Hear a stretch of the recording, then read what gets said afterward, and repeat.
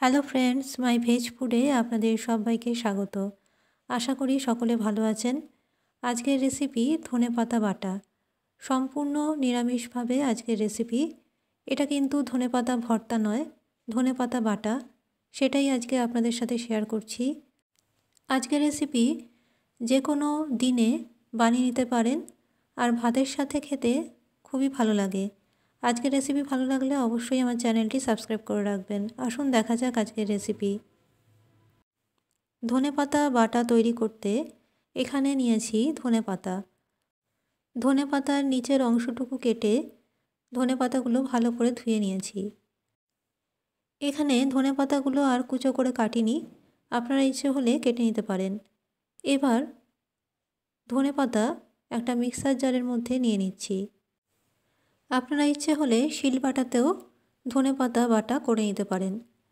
এবার মিক্সির জারটার মধ্যে ধনেপাতাগুলো সব নিয়ে নিচ্ছি। আজকের রেসিপি খুব সাধারণভাবে তৈরি, খেতে কিন্তু খুবই দারুণ। গরম ভাতে প্রথম পাতে আজকের রেসিপি অবশ্যই একবার ট্রাই করবেন। ধনেপাতা নিয়ে নেওয়ার পরে এর মধ্যে দিয়ে দিচ্ছি কাঁচা লঙ্কা।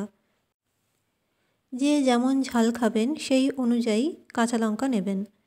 এরপরে এর মধ্যে দিয়ে দিচ্ছি হাফ চামচ লবণ।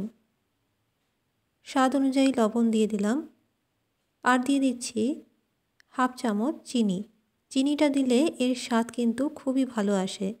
আর যারা চিনি খেতে পছন্দ করবেন না তারা দেবেন না, কিন্তু চিনিটা যদি দেওয়া হয় ধনেপাতা বাটার স্বাদ কিন্তু খুব ভালো হয়। আর দিয়ে দেবো 1 চামচ পোস্ত। পোস্ত দিয়ে দেওয়ার পরে মিক্সির জারের ঢাকাটা লাগিয়ে দিচ্ছি।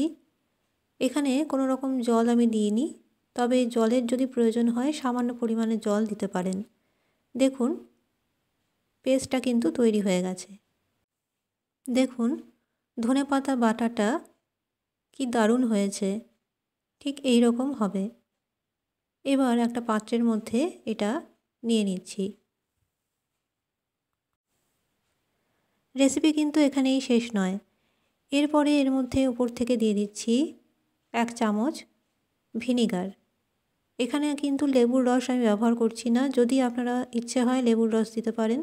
আর লেবুর তো সবসময় থাকে না ঘরে, তাই সেই কারণে আমি এখানে ভিনিগার ব্যবহার করেছি। ভিনিগার দিয়ে এই রেসিপি একবার খেয়ে দেখবেন। আর দিয়ে দিলাম 1 চামচ সর্ষের তেল। তৈরি হয়ে গেল ধনেপাতা বাটা।